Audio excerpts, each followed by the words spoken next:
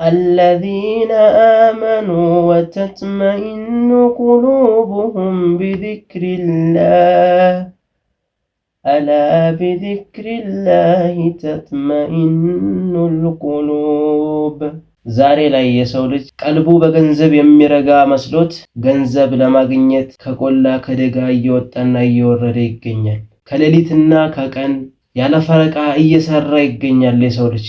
ለመሆኑ የቀልብ እርጋታ የሚገኘው በገንዘብ ነውን? አይደለም። ምናልባት በገንዘብ የሚሆንበት አንዳንድ አጋጣሚ አለ።